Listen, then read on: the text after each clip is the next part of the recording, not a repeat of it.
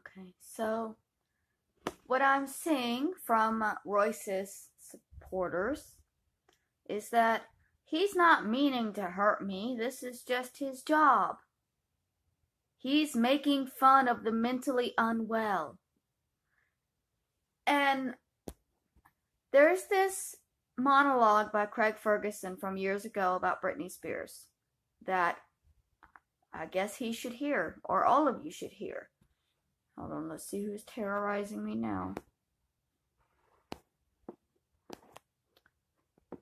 Yep, I uploaded another video because it's still upsetting me. Imagine that.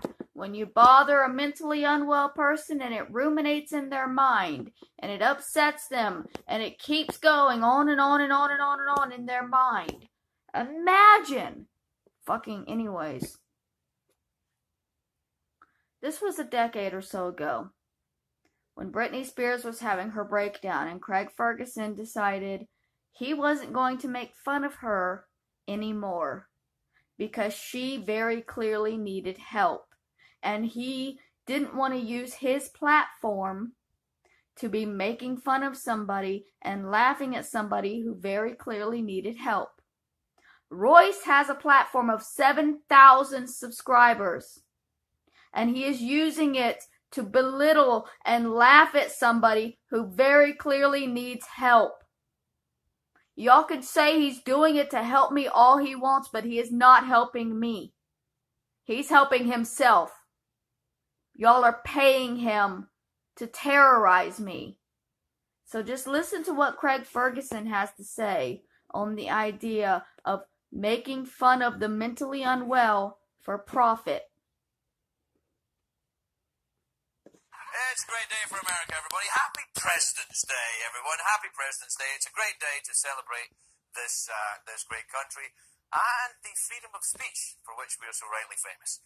Because I'm going to talk about something tonight, a little bit different tonight. I'm going to do something a little bit different tonight. I want to talk about something tonight that's been bothering me for a little while now. Now, you know, if you've ever seen this show before, I know that's not everybody, but I know that if you've ever seen this show before, you know that I make fun of people on the show. I make fun of a lot of people on the show. Now, a couple of months ago, Kevin Costner got himself into some kind of bother, and I made fun of him in the monologue. And then a couple of weeks later, I meet him at this event, and I could tell he was angry at me. I could tell that. But I was talking to him. He's a very polite man and a gentleman, and I could see him in his eyes. He made a decision to not go after me, just to be polite and nice and stuff. And it kind of freaked me out because it kind of personalised it for me. Up until then, this guy was there with his wife and his kids and stuff, and I was like kind of ragging on him on television. I'm like, oh, I don't know if I feel good about this. It was a look in his eye that bothered me, and I began to think, at what price am I doing this stuff? And I started to think about the effect it was having on real people, and it's been needling at me a little bit ever since. Now, I'm as guilty as sin about this. I mean, I made fun of the lady astronaut wearing the diapers when she was driving. But that is clearly funny. That is clearly a funny thing. But at the same time, then the mugshot comes in, and I go, this woman's in trouble. She needs help. And then I'm thinking, I don't know how good I feel about this. And I need to do stuff that I feel comfortable with. I want to be able to be funny, but I want to be able to get some sleep. So, and I don't just do this job for the money, I assure you, which is handy because there isn't much in it. Now, I remember it's been happening in the press and the media recently, and particularly in the so-called news outlets. The way the media is looking at the world. I kind of had similar feelings when I used to watch America's Funniest Home Videos. You know, you'd be laughing at the kid falling over, and then you go, wait a minute, put down the damn camera and help your kid. What's wrong with you? And I think we're kind of holding the camera, and people are falling apart. People are dying. That Anna Nicole Smith woman, she died. No, it's not a joke. You know, it stops being funny. That she's got a 6-week-old kid or 6-month-old kid. What the hell is that? You know, and I'm starting to feel uncomfortable about making fun of these people. And for me, comedy should have a certain amount of joy in it. It should be about us attacking the powerful people, attacking the politicians and the Trumps and the blowhards and going after them. We should be attacking the vulnerable people. And I think, this is totally a mea culpa, this is just for me. I think my aim's been off a bit recently. I want to change it a bit. So tonight, no Britney Spears jokes, and here's why. Here's exactly why. Britney Spears.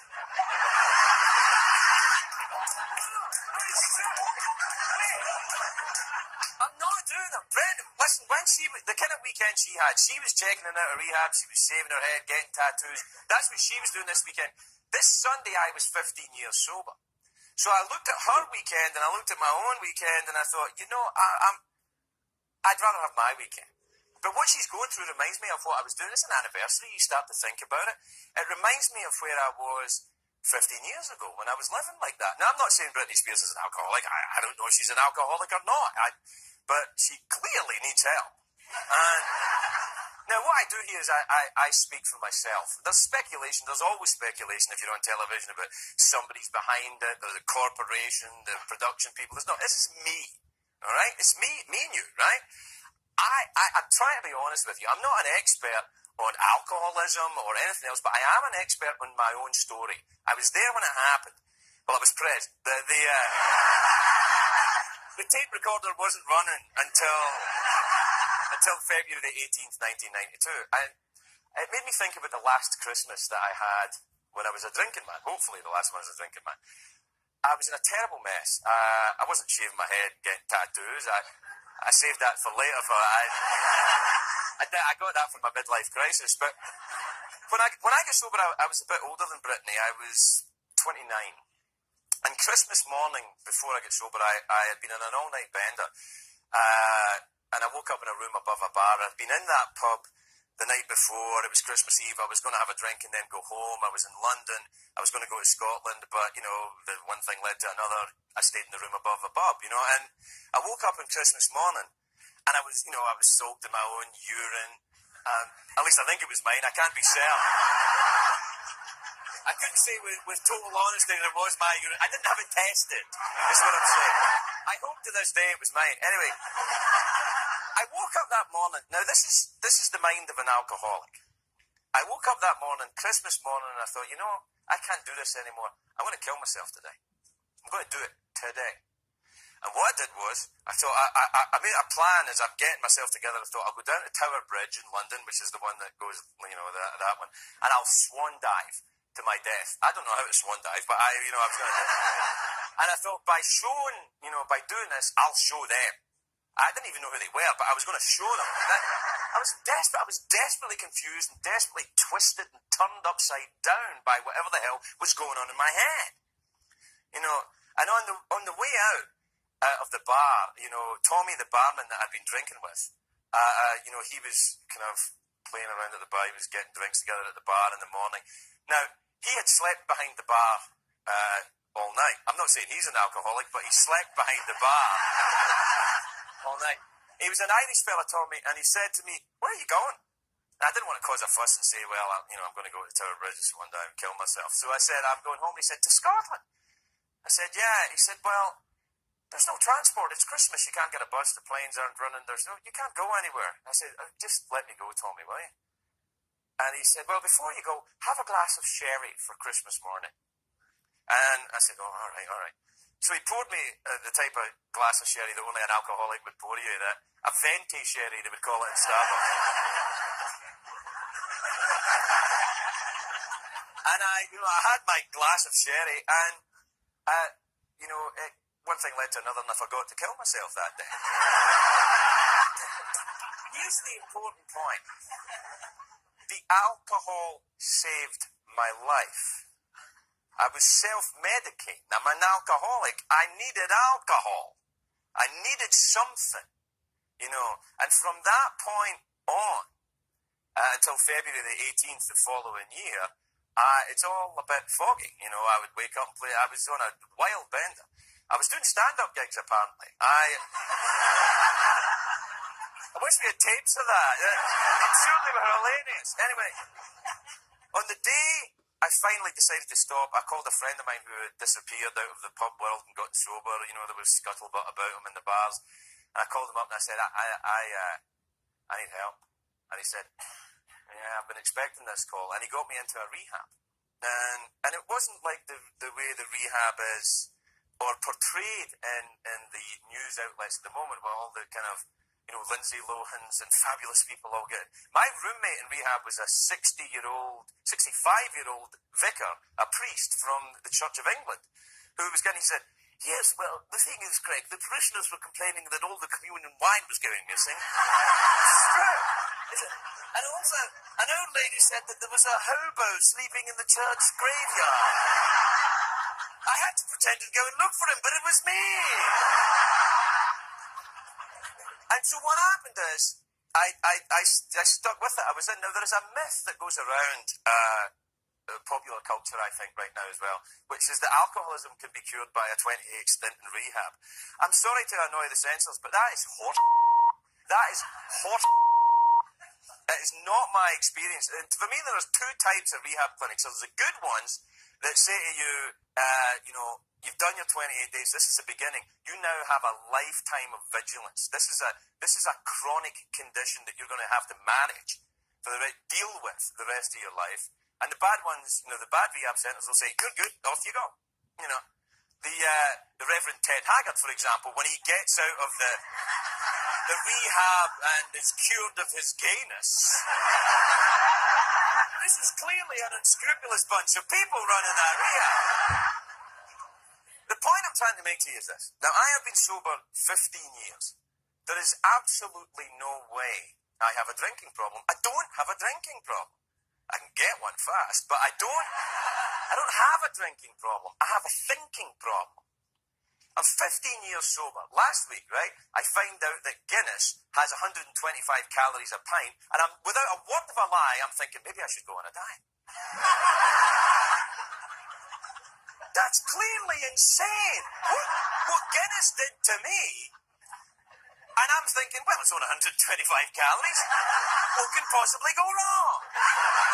I want to make something clear to you. I'm not advocating temperance. I'm not advocating that. I'm saying this is for me. If I could drink, I would drink, but I can't. You can't say, to kids, drink responsibly. You can say to me, drink responsibly, and I'll say, I'll try. But I can't. Certain types of people can't drink. I'm one of them.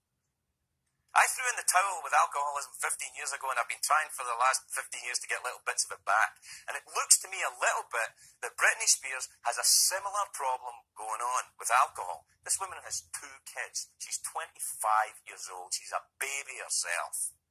She's a baby. And the thing is, you can embarrass somebody to death. It's embarrassing to admit you're an alcoholic. It's embarrassing to wake up in your pee or someone else's pee. It doesn't really matter. It's embarrassing. Now, I'm not absolving this woman of her behaviour. I'm not. You have to be responsible for your actions, sick or well. You have to be responsible for your actions. You just have to be. All of us are accountable. You have to be. If you have, God forbid you have a kidney problem, you don't go into dialysis. It's your responsibility to somehow get yourself to dialysis. It's your responsibility to deal with the condition that you have in whatever way you can. Now, all of us in America and in Scotland and anywhere I've ever been in my life, everybody knows an alcoholic.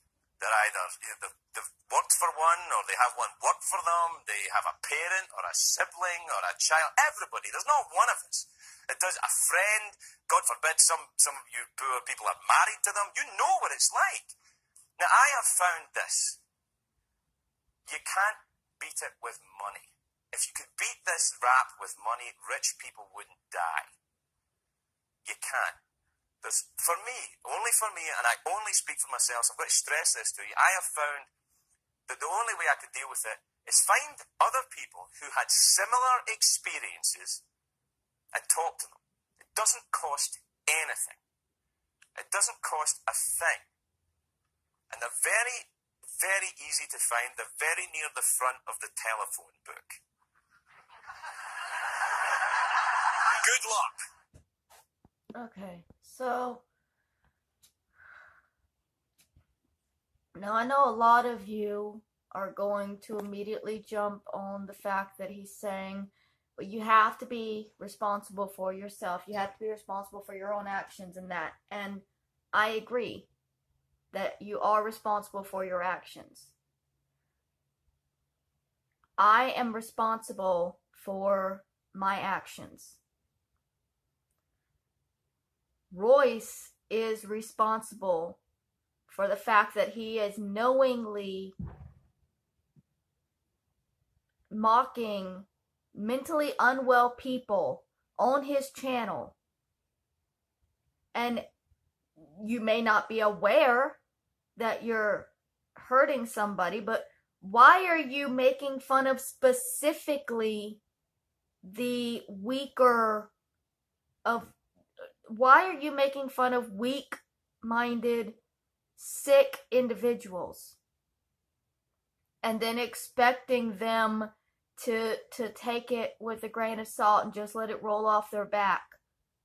And then after it clearly was affecting me, just keep going and keep going and keep going and saying that I enjoy it. Gaslighting your subscribers to believe that I enjoy this.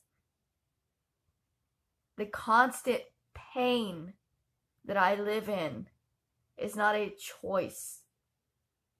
I used to be an alcoholic, and I've thought hard about going back to it since all of this started, but I'm not. I'm fighting against it. Am I self-medicating with weed? Yeah, I am. That's why I need it. It's not because I'm on such heavy drugs that I need the drugs. It's because I am self-medicating and I desperately need something. I have worked myself down to that something being weed. But when things get stressed, I need more, and I think about more, and I want more. And when I realize that I can't get more and not completely destroy myself, it's easier to just die.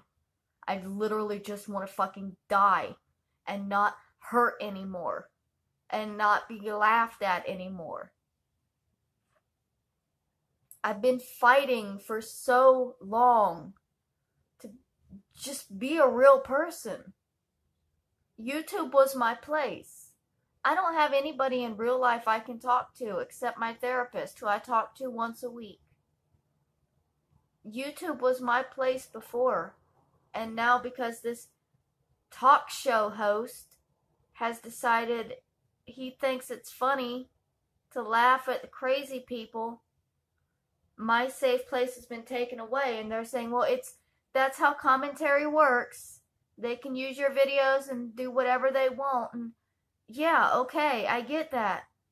But if you're a human being with a moral responsibility to not hurt people, if you realize that what you're doing is hurting people, if somebody is literally crying because of what you're doing, and you can choose to stop at any time, you could easily choose to just not do my videos anymore. How can you take no accountability for the fact that you won't stop using the videos?